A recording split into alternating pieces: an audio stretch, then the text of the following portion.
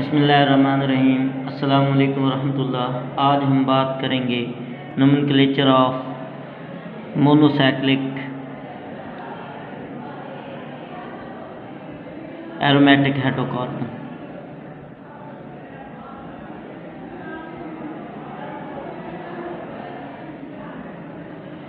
Nomenclature क्या है, naming कैसे दी जाएगी। नोमेनक्लेचर का एक मेथड है जिससे हम ये पढ़ते हैं, रूल पढ़ते हैं कि हम किसी चीज़ को नाम कैसे देंगे, नेम कैसे देंगे। ठीक है जी, कैसे नेम दिए जाएंगे कंपाउंड को। तो यहाँ पे हमने मोनोसाइक्लिक एरोमेटिक हाइड्रोकार्बन को नेम देने हैं कि उनको हम कैसे नेम दे सकते हैं और उनको हम किस तरह समझ सकते हैं और वो उनके नाम क्या होंगे। तो सबसे पहली बात ये है कि जैसे आपके पास एलिफेटिक हाइड्रोकार्बन है, उसके जो आपने नोमेनक्लेचर 8वें चैप्टर में स्टडी किया है, उससे इसका जो नोमेनक्लेचर थोड़ा सा कम्प्लेक्स है।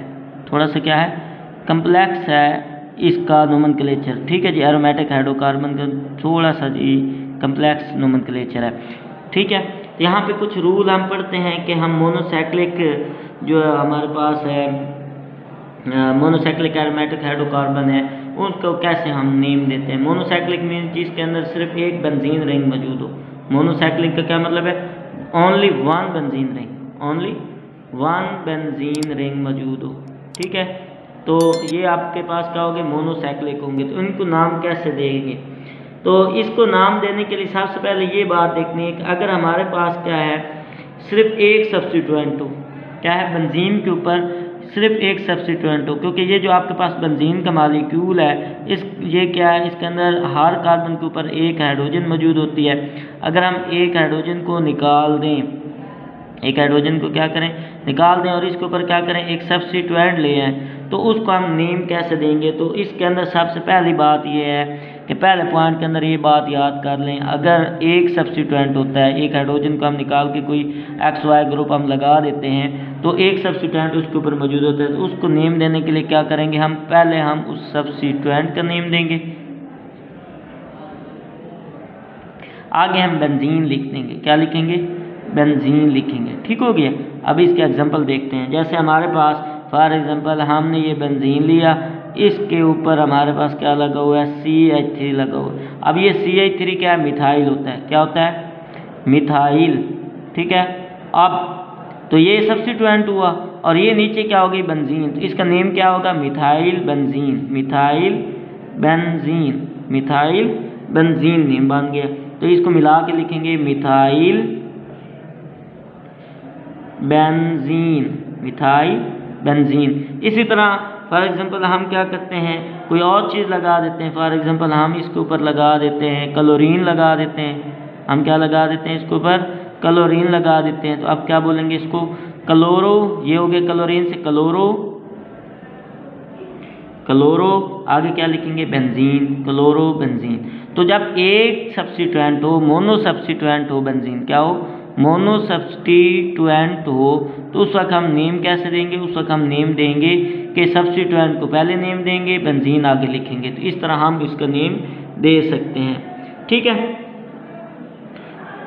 उसके बाद अगर हम ये बात करते हैं कि जो कुछ ऐसे हमारे पास दूसरा पॉइंट जो है इसके अंदर याद रखें कि कुछ ऐसे भी हमारे पास मोनो सब्स्टिट्यूएंट बेंजीन है जिनको हम स्पेशल नेम देते हैं। क्या देते हैं, स्पेशल नेम देते हैं। क्या देते हैं, स्पेशल नेम। ठीक, तो मतलब कुछ एरोमेटिक हाइड्रोकार्बन ऐसे हैं जो मोनो सब्स्टिट्यूएंट है जिनको स्पेशल नेम दिया जाता है। जैसे हमारे पास ये जो है methyl benzene CH3, methyl benzene, इसको हम स्पेशल नेम क्या देते हैं, टॉलीन का नाम भी देते हैं, टॉलीन। ठीक है, इसी तरह हमारे पास क्या होता है, ये जो हमारे पास हाइड्रोक्सी बेंजीन है, OH ग्रुप लग गया, हाइड्रोक्सी बेंजीन। ठीक है, इसे हम हाइड्रोक्सी बेंजीन बोलते हैं ना। तो लेकिन इसका जो स्पेशल नेम है वो क्या है, फिनोल है, फिनोल।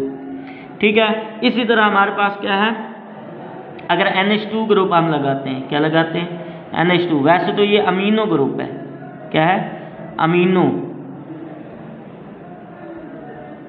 ठीक है, अमीनो ग्रुप है, लेकिन यहाँ पे हम इसको क्या नाम देते हैं, एनिलीन, लीन। तो कुछ आपके पास क्या होते हैं, ऐसे एरोमेटिक हाइड्रोकार्बन होते हैं जिनको स्पेशल नेम भी दिए जाते हैं। दूसरा पॉइंट आपके पास ये हो गया,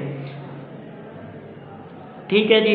उसके बाद ये है कि अब यहाँ तक तो एक हमारे पास मोनो सब्स्टिट्यूएंट थे, लेकिन अगर हमारे पास डाई सब्स्टिट्यूएंट आ जाए, अगर हमारे पास क्या है, डाई सब्स्टिट्यूएंट आ जाए, तो फिर हम कैसे नेम देंगे। इसमें भी ये बात याद रखनी है कि डाई सब्स्टिट्यूएंट में भी दो बातें याद रखनी है। डाई सब्स्टिट्यूएंट बेंजीन हो, ठीक है, दो कोई अदर ग्रुप दो लगे हुए। अब इसमें एक बात याद रखनी कि वो क्या है, सेम ग्रुप है, सेम सब्स्टिट्यूएंट है, या कि डिफरेंट सब्स्टिट्यूएंट है। सेम है या क्या है, डिफरेंट सब्स्टिट्यूएंट। सेम भी हो सकते हैं, डिफरेंट भी हो सकते हैं, ठीक है। तो सेम को कैसे नाम देंगे और डिफरेंट को कैसे नाम देंगे, ये भी हम देखते हैं, ठीक है। जैसे सबसे पहले एक और बात यहाँ पे समझ लें कि आपके पास जो बेंजीन के ऊपर आपके ग्रुप बनते हैं, ये आपके पास बेंजीन है, आपको पता है ये आपके 6 कार्बन पर मुश्तमिल होते हैं, 1 2 3 4 5 6, ठीक है। ये बेंजीन आपके पास 6 कार्बन पर मुश्तमिल है। अब यहाँ से हमने क्या किया, बिलफास एक हाइड्रोजन को निकाल दिया।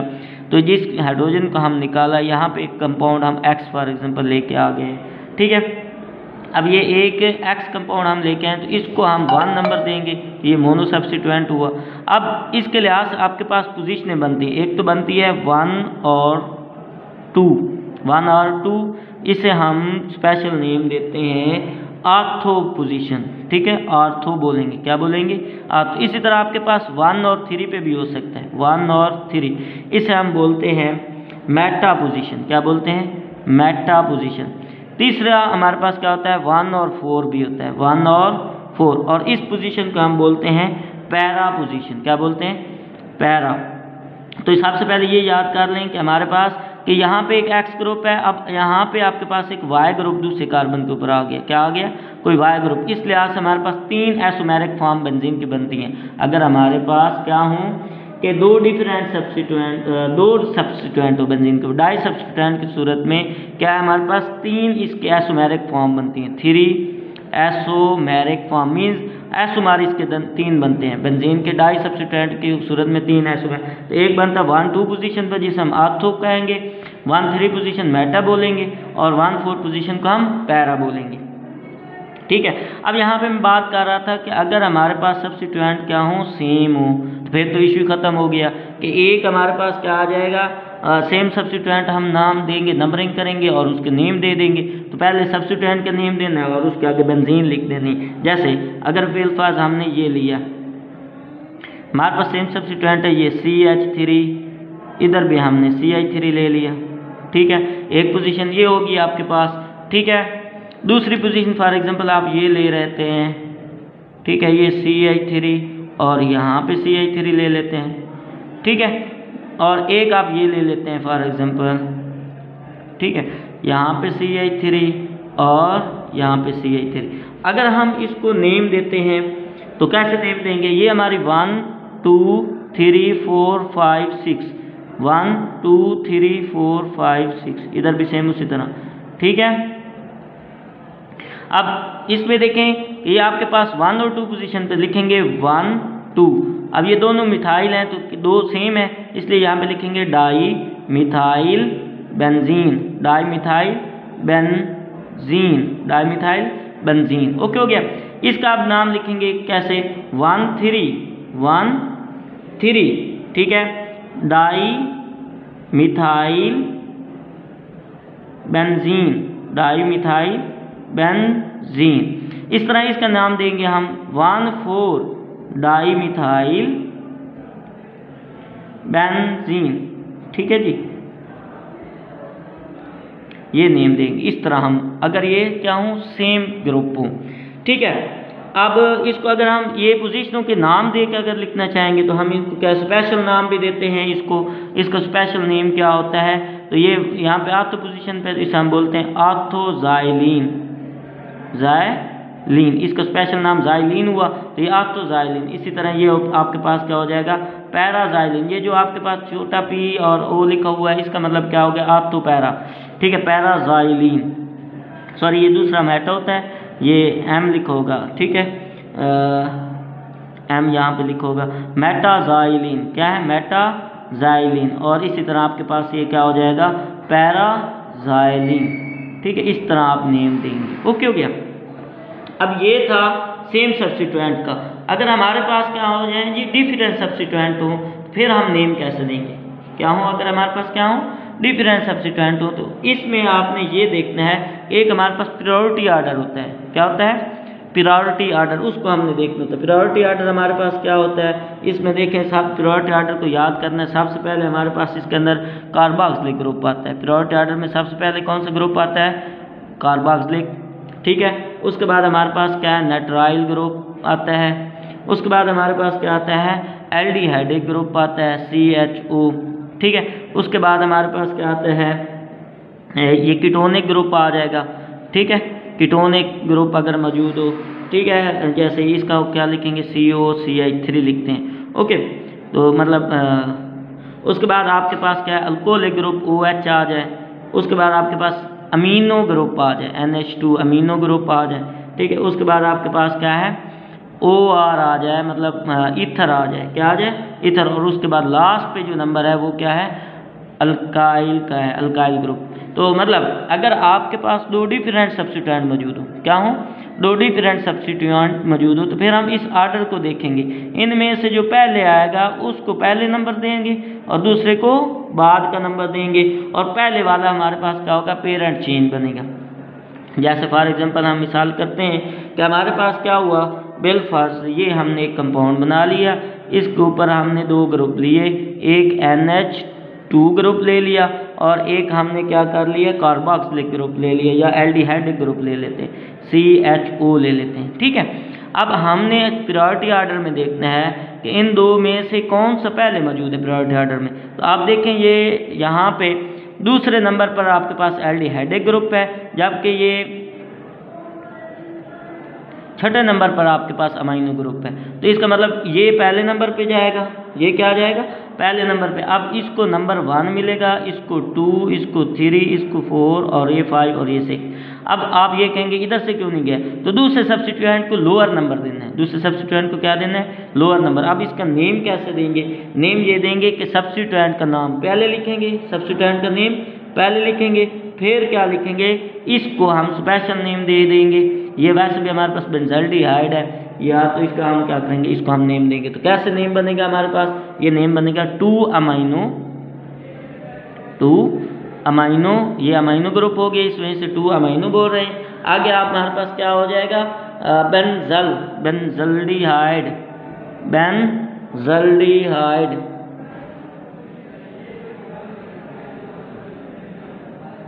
ठीक है, 2 अमीनो बेंजल्डिहाइड, इस तरह हम नेम देंगे, ठीक है। इसकी तरह और भी आप एग्जांपल को स्टडी कर सकते हैं, इस तरह आप कॉमन नेम दे सकते हैं। ये बात होगी प्रायोरिटी ऑर्डर के लिए।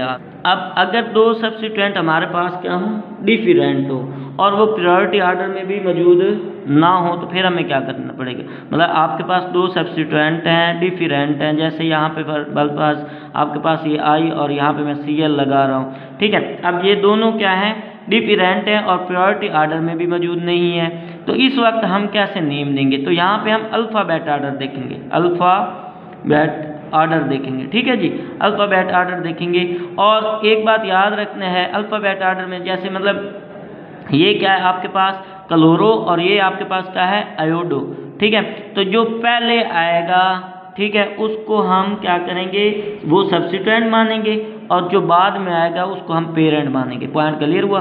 देखिए दोबारा समझिए कि मतलब आप यहाँ पे आयोडो जो है, आयोडो ये I से शुरू हो रहा है और क्लोरो जो है Cl से शुरू हो रहा है, तो C पहले आएगा। तो ये C जो है ये बाद में मतलब ये आपका सब्स्टिट्यूएंट बनेगा, C आपका क्या बनेगा, सब्स्टिट्यूएंट। ये क्या बनेगा आपका सब्स्टिट्यूएंट, याद रखना है, ठीक है। और ये जो आपका बनेगा ये पेरेंट बनेगा, क्या बनेगा, पेरेंट बनेगा। समझ आई बात की बात। देखिए मतलब हमारे पास जिसको हम पहले लिखेंगे वो हम एज ए सब्स्टिट्यूएंट लेंगे और दूसरे को हम पेरेंट बनाएंगे। मतलब क्लोरो जो है वो एज ए सब्स्टिट्यूएंट ले रहे हैं, आयोडो जो है वो एज ए पेरेंट आ रहा है, लेकिन अल्फ़ाबेट ऑर्डर में क्लोरो आ रहा है पहले। तो मतलब इसका नाम हम पहले लिखेंगे, ये हमारा सब्स्टिट्यूएंट होगा, ये हमारा क्या होगा, सब्स्टिट्यूएंट, और इसका नाम हम बाद में लिखेंगे, ये हमारा क्या होगा, पेरेंट होगा। तो कैसे नेम बनेगा, मतलब यहाँ से ये 1 2 3 4 5 और ये 6, तो ये हमारे पास क्या बनेगा, 3 क्लोरो आयोडोबेंजीन, ठीक है। इस तरह हम नेम देंगे। मतलब अगर हमारे पास दो सब्स्टिट्यूएंट डिफरेंट हैं और प्रायोरिटी आर्डर में भी मौजूद नहीं है तो हम अल्फ़ाबेट आर्डर को देखेंगे, और फिर इसमें ये पॉइंट याद रखना है कि जिसको हम नेम पहले देंगे, मतलब जो अल्फ़ाबेट आर्डर में पहले आ रहा है उसको हम सब्स्टिट्यूएंट बनाएंगे और दूसरे को हम पेरेंट बनाएंगे। तो सब्स्टिट्यूएंट को पहले लिखेंगे, फिर आगे दूसरे को लिखेंगे, उसके बाद सामने बेंजीन लिख देंगे, ठीक है। इसी तरह हमारे पास इसके नोमेनक्लेचर में एक पॉइंट ये भी है कि अगर हमारे पास क्या है, स्पेशल कंपाउंड मौजूद हो, क्या मौजूद हो, स्पेशल एरोमेटिक, जिनको हम स्पेशल नेम पीछे पढ़ चुके हैं जैसे हमारे पास, उनको हम नेम कैसे देंगे। तो इसके अंदर ये बात देखनी है हमने कि जो हमारे पास स्पेशल होंगे उसके लिहाज से हमारा स्पेशल तो पेरेंट बनेगा। जैसे फॉर एग्जांपल हमारे पास ये एक स्पेशल है ना, ये आपके पास क्या हुआ, OH, तो फिनोल हुआ, ये स्पेशल हुआ, तो बिलफर्ज इसके ऊपर एक सब्स्टिट्यूएंट लग गया NH2।